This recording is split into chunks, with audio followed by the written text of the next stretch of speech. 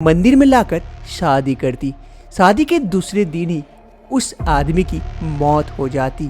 सोनी के हिसाब से 5वें आदमी की मौत हो चुकी थी और ये छठा था। मेरे 5 पतियों के बाद छठा पति ये बुढ़ा क्यों नहीं मरा? मेरी प्यारी बीवी ये है सोनी और देखने में काफी खूबसूरत होती है, इसलिए उसका शादी का रिश्ता आता है और जो कोई भी रिश्ता देखने आते सोनी को पसंद कर लेते हैं। अरे माँ, ये लड़की मुझे खूब पसंद है। अरे हाँ हाँ बेटा, मुझे भी तो खूब पसंद है, प्यारी सी लड़की है।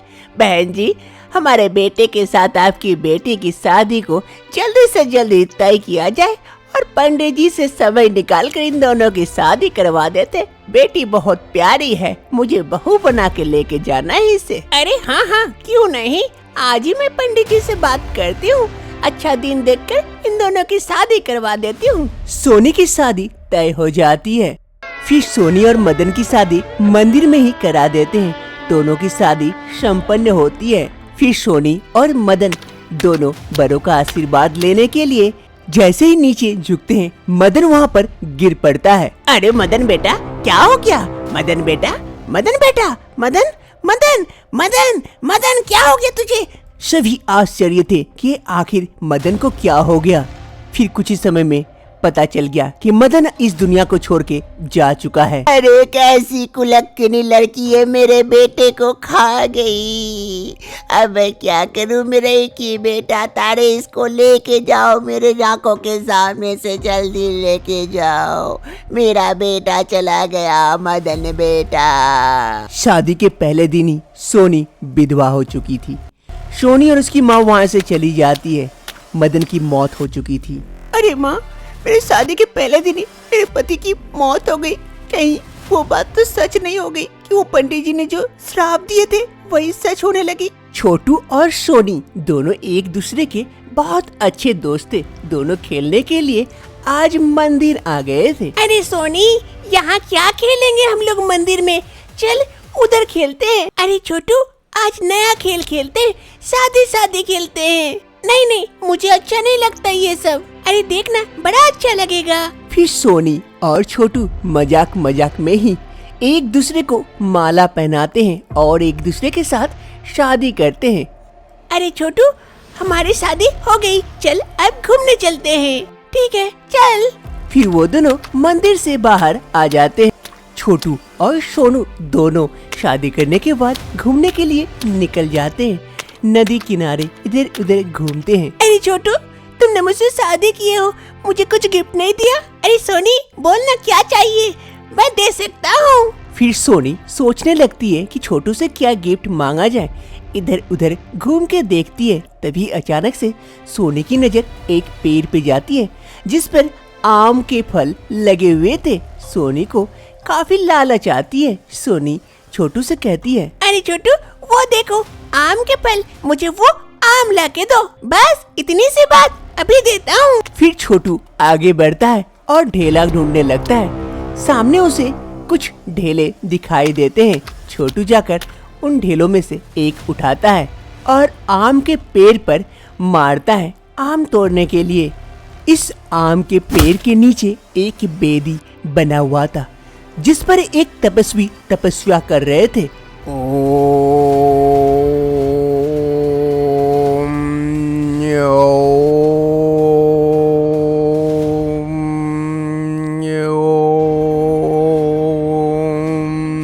वो तपस्वी गंभीर तपस्या में थे और इधर छोटू आम तोड़ने के लिए वहां से पत्थर उठाता है और पेड़ पर मारता है। 1-2 आम गिर भी जाते हैं। फिर छोटू और पत्थर उठाता है और ढेला मारता है। और तोड़ो, मुझे और चाहिए। फिर छोटू एक पत्थर उठाता है और आम के पेड़ पर मारता है, लेकिन उसका निशाना चूक जाता है और वो पत्थर आकर उस तपस्वी के सर पर लगता है। उस तपस्वी की तपस्या भंग हो जाती है, उसका सर फूट जाता है। वो तपस्वी काफी गुस्सा से छोटू और सोनी की ओर देखते हैं। मूर्ख बालक, तुम लोगों ने मेरी तपस्या भंग कर दी। मैं कितने बरसों से यहाँ तपस्या कर रहा था और कुछ ही दिन में मेरी तपस्या पूरी हो जाती, लेकिन तुम लोगों ने ये दुष्पाप किया है। तुम लोगों ने जैसे मजाक मजाक में शादी कर ली है, वैसे ही मजाक मजाक में आज मेरी तपस्या को भी भंग कर दी है। मैं तुम्हें श्राप देता हूँ लड़की, जिस प्रकार तूने मजाक में शादी की है, तेरी शादी कभी नहीं टिकेगी। शादी की रात ही तेरा पति मर जाएगा और तू 6 पतियों के मरने के बाद ही तू शांति से अपने पति के साथ रह पाएगी। तेरा 7वां पति ही तेरे साथ रह सकता है। अब मुझे जैसे समय लगेगा दोबारा तपस्या करने में, वैसी तेरी शादी भी टिकने में तुझे भी समय लगेगा। सोनी और छोटू दोनों उस तपस्वी की बात सुनकर डर जाते हैं और दोनों वहां से भाग जाते हैं। तुम लोग भाग गई तो क्या हुआ? ये श्राप तुम लोगों का पीछा नहीं छोड़ेगा। अरे नहीं नहीं बेटी, ऐसा कुछ नहीं होता है। तू भी पागल जैसा सोच रही है। जरूर उस लड़के में कुछ रोग वगैरह होगा कि वहीं पे मर गया। अच्छा हुआ उसी दिन मर गया, वरना हमें झेलना पड़ता और तेरी जिंदगी भी खराब हो जाती। ऐसे ही सोनी की माँ उस बात को विश्वास नहीं करती है और सोनी की दोबारा शादी देती है राजेश के साथ। राजेश और सोनी की शादी हो जाती है। अरे बेटी देखी, कुछ हुआ? कुछ नहीं ना हुआ। मैं कह रही थी ना, वो फालतू बात है। तभी सोनी और उसका पति राजेश दोनों उसकी माँ के पैर छूने के लिए आते हैं। जैसे ही छूने के लिए झुकते हैं, राजेश वहीं पर गिर पड़ता है। अरे बेटा राजेश, क्या हो गया तुझे बेटा? राजेश की भी मौत हो चुकी थी। अब सोनी की माँ भी घबरा गई थी कि अब सोनी से जो भी सोनी अपने दिमाग से शादी की बात निकाल चुकी थी। तभी उसकी मुलाकात कुणाल से होती है। उसे कुणाल से प्यार हो जाता है। दोनों एक दूसरे से प्यार करने लगते हैं। एक रोज दोनों बैठे हुए थे। अरे सोनी, चलो हम लोग शादी कर लेते हैं। अरे नहीं नहीं नहीं नहीं नहीं नहीं कुणाल, अभी नहीं कर सकते हैं।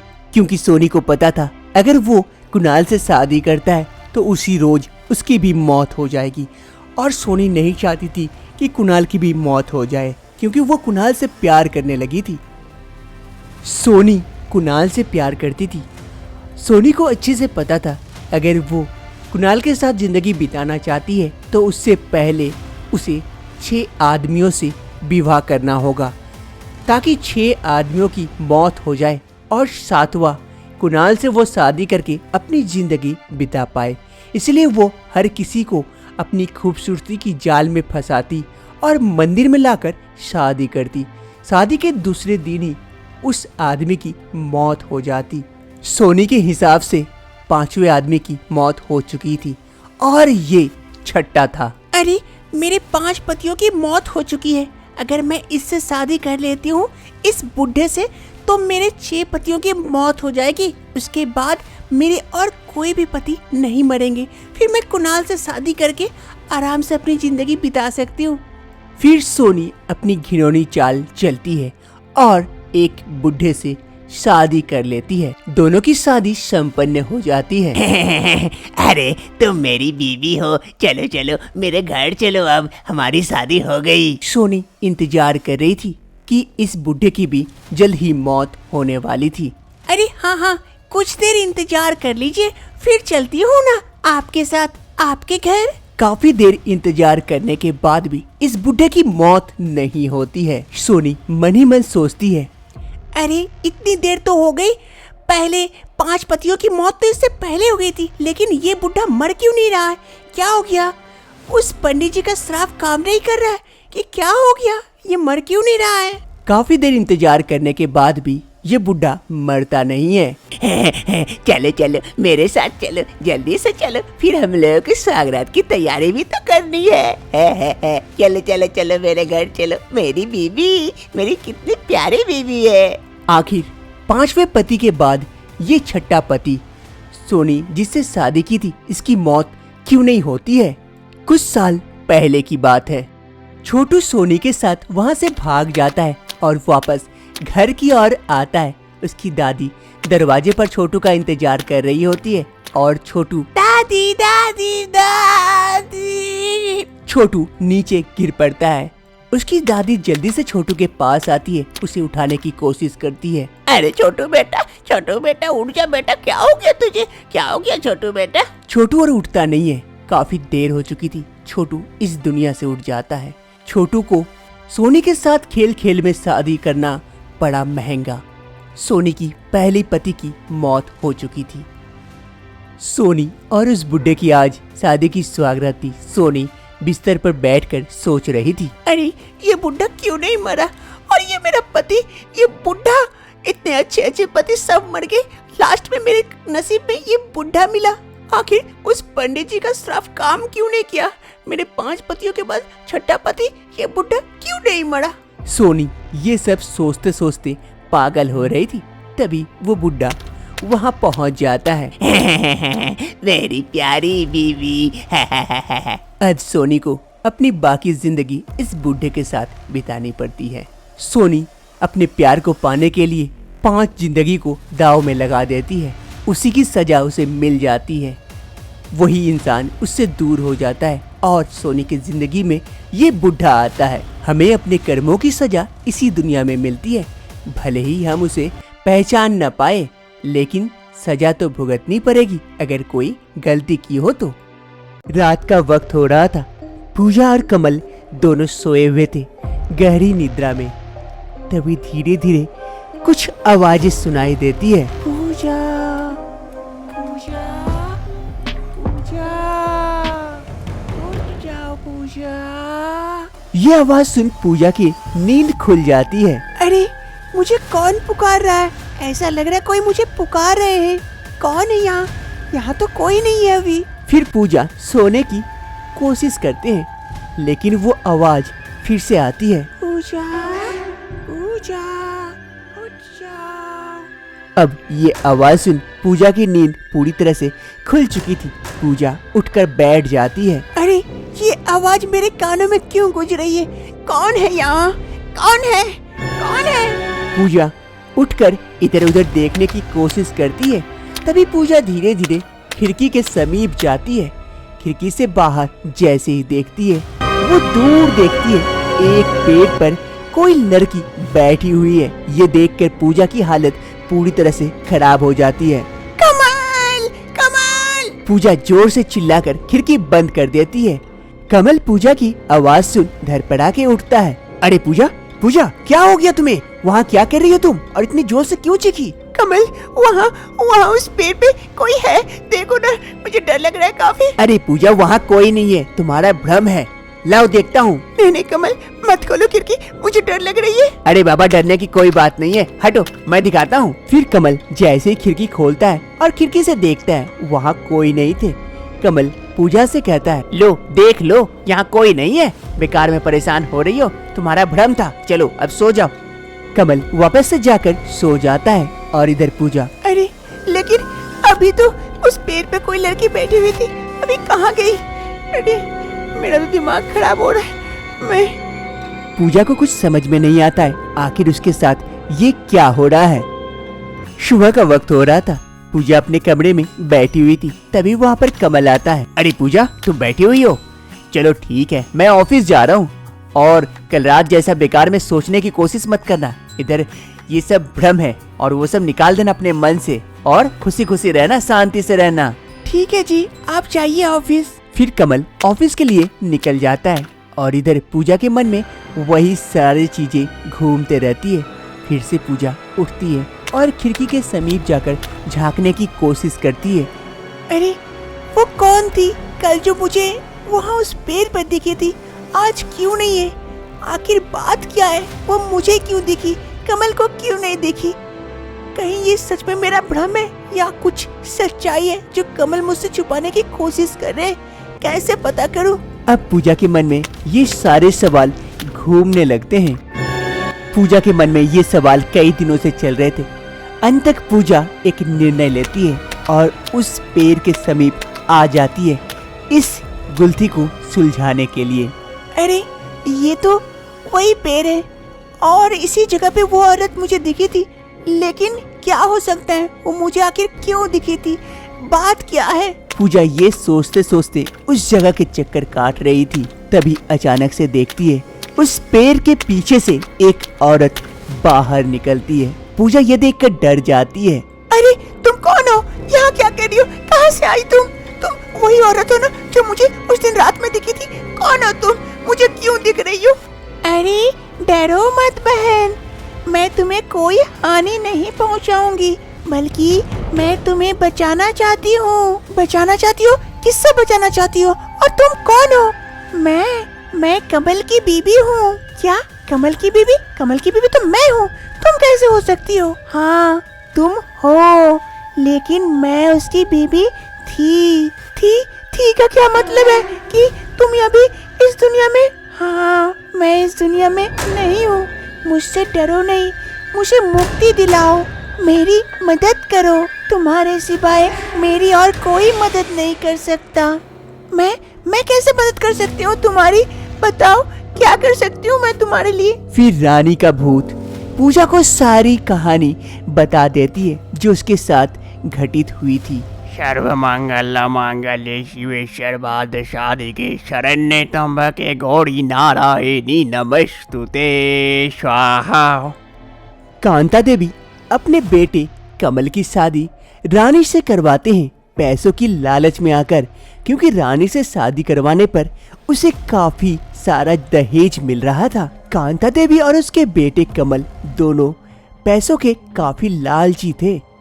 शादी की दूसरी सुबह कांता देवी और कमल दोनों हॉल में बैठे हुए थे।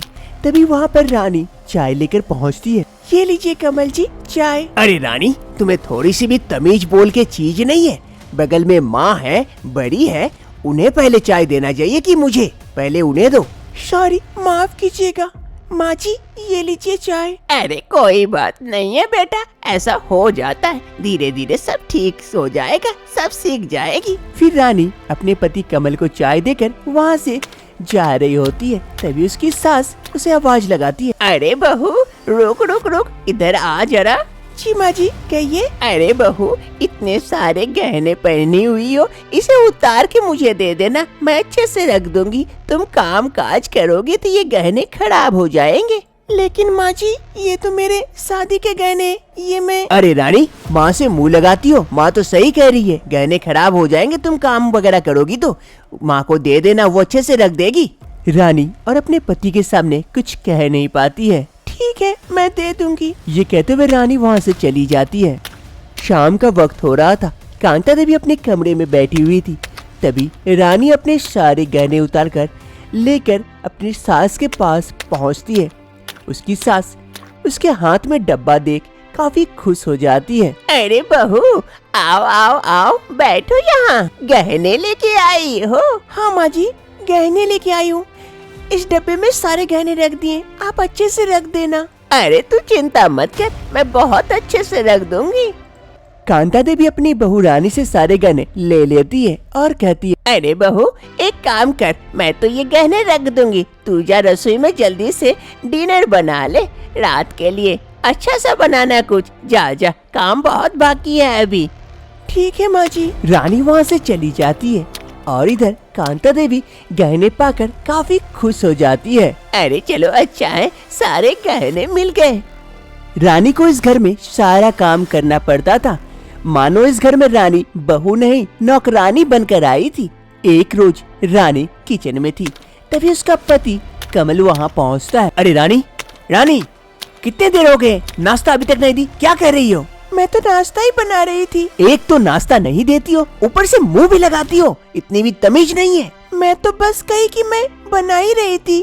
क्या मुंह पे मुंह बात कर रही है? तमीज नहीं है, रुक दिखाता हूँ अभी तुझे। कमल काफी गुस्से में आ जाता है और वो रानी के करीब जाता है और एक जोरदार तमाचा मार देता है रानी को। रानी वहीं पर तुरंत गिर पड़ती है। अरे रानी, रानी उठ जाओ, ज्यादा तमाशा करने की आवश्यकता नहीं है, जल्दी से खाना बना के लेके आ। लेकिन रानी अब उठती नहीं है। कमल को थोड़ा थोड़ा डर लगने लगता है कि कहीं रानी को कुछ हो तो नहीं गया। अरे मैं कहीं गुस्से में आकर कुछ ज्यादा तो नहीं कर दिया। रानी, रानी उठ जा, रानी, रानी, माँ, माँ। कमल की आवाज सुन उसकी माँ कांता देवी जल्दी से वहाँ पहुँचती है। अरे हाँ हाँ बेटा, क्या हुआ, इतनी जोर से आवाज लगा रहा है? अरे माँ देखो ना, रानी नहीं उठ रही है। कांता देवी नीचे देखती है तो उसकी बहू रानी गिरी पड़ी हुई थी। अरे रानी बहू, क्या हो गया इसे? ये यहाँ गिरी पड़ी क्यों है रानी बहू? अरे माँ, मैं गुस्से में आकर एक तमाचा मार दिया, तभी वो गिर गई और उठ नहीं रही है। क्या तमाचा मार दिया जोर से? कहीं कहीं ये मर तो नहीं गई? फिर कांता देवी रानी के पास जाकर उसे चेक करती है। कांता देवी के तो होश उड़ जाते हैं। अरे बेटा, ये क्या कर दिया? अब रानी इस दुनिया में नहीं है, ये तो मर गई है। अब हमारा क्या होगा? अगर पुलिस को ये बात पता चली तो हम तो जेल जाएंगे, हम तो चक्की पीसेंगे। अरे बेटा, ये क्या कर दिया? अपने गुस्से को काबू तो कर लेता। क्या कर दिया है ऊपर वाले? अब क्या होगा हमारा? अरे यार, अब मैं क्या करूं? सोचने दो माँ, सोचने दो, चुप रहो थोड़ा सा। कमल कुछ देर सोचता है। अरे माँ, मेरे पास एक आइडिया है। चलो रानी को उठाओ जल्दी से, किसी को कुछ पता भी नहीं चलेगा। अरे बेटा, क्या करने वाला है अब इसके साथ? अरे माँ, अपना मुंह बंद रखो और मेरी मदद करो इसे उठाने में। फिर कांता देवी और कमल रानी की लाश को उठाते हैं और लेके जाते हैं। रानी की लाश को घर के बाहर एक कपड़े में लपेट कर रखते हैं और वहाँ कमल एक लोहे के गायती लेते हैं और उससे गड्ढा खोदते हैं। कुछ ही समय में एक बड़ा सा गड्ढा खोद लेते हैं। अरे माँ, चलो ये बड़ा गड्ढा हो गया, अब चलो रानी की लाश को इसमें दफना देते हैं। अरे बेटा, किसी को पता तो नहीं चलेगा ना? अगर पता चल गया तो मेरा क्या होगा? अरे माँ, तुम चिंता क्यों करती हो? ज्यादा सोचो मत, किसी को पता नहीं चलेगा और धीरे धीरे ये लाश गल जाएगी। अब ज्यादा समय व्यर्थ न करो, जल्दी से करो, नहीं तो कोई देख लेगा तो अभी हम लोगों को जेल जाना पड़ेगा। फिर कमल और उसकी माँ कांता देवी दोनों रानी की लाश को उस गड्ढे में डालते हैं और ऊपर से मिट्टी डाल देते हैं। धीरे धीरे कर मिट्टी डालकर लाश को जमीन के अंदर दफना देते हैं। अरे माँ, चलो अब हो गया, देखो किसी को कुछ पता भी नहीं चलेगा, अब चलो यहाँ से। रानी की लाश को यहाँ दफना कर माँ बेटे दोनों घर की अंदर की ओर चले जाते हैं। ऐसे ही कुछ समय बीत जाते हैं। कांता देवी पैसों की लालच में आकर अपने बेटे कमल की शादी दोबारा करवाते हैं पूजा से। दोनों शादी करके घर आए हुए थे। कांता देवी आरती की थाली लिए घर में इंतजार कर रहे थे। अरे पूजा बहू, बेटा रुक रुक, आरती कर दो पहले अपनी बहू की, फिर गृह प्रवेश करेगी बहू। फिर कांता देवी अपनी बहू पूजा की आरती उतारती है। अरे बेटा कमल, जा जा बहू को घर के अंदर लेके जा, लक्ष्मी को। हाँ माँ, पूजा चलो अंदर चलो। फिर कमल और पूजा दोनों घर के अंदर चले जाते हैं। कांता देवी जल्दी से जाकर उस बक्से को उठा लेती है जिसमें दहेज के बहुत सारे सामान रखे हुए थे। अरे चलो, अच्छा हुआ वो बहू गई तो गई। इस बहू के आने से मुझे काफी सारा दहेज मिल गया। अभी तो मेरे पास बहुत सारे पैसे जवरात हैं। पूजा को ये सारी बातें सुनने के बाद अब लगने लगा था कि कमल दोषी है, उसे सजा दिलानी चाहिए और रानी की मदद करनी चाहिए। चिंता मत करो बहन, मैं तुम्हारी मदद करूंगी। मैं जितना हो सके तुम्हारी मदद करूंगी और तुम्हें मुक्ति दिलाऊंगी और उन दुष्टों को सजा दिलाऊंगी। फिर पूजा पुलिस स्टेशन में कंप्लेन करके पुलिस बुला लेती है और अपने पति और सास को अरेस्ट करवा देती है।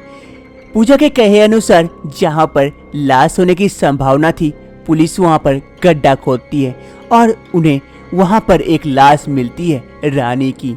फिर पुलिस पूजा की सास और उसके पति दोनों को वहाँ से लेकर चले जाते हैं और इधर रानी की लाश का पूजा अच्छे से क्रियाक्रम करवाकर उस लाश का देह संस्कार करवा देती है, जिससे रानी की आत्मा को शांति मिल जाती है और वो खुशी खुशी इस दुनिया से चली जाती है। गुनाह कोई भी करे, छोटा हो या बड़ा हो, उसकी सजा तो मिलकर ही रहती है। भले ही आज आप उस गुनाह को छुपा दें, लेकिन कल किसी न किसी रूप में वो आपके सामने आता है और आपको उस गुनाह की सजा जरूर मिलती है।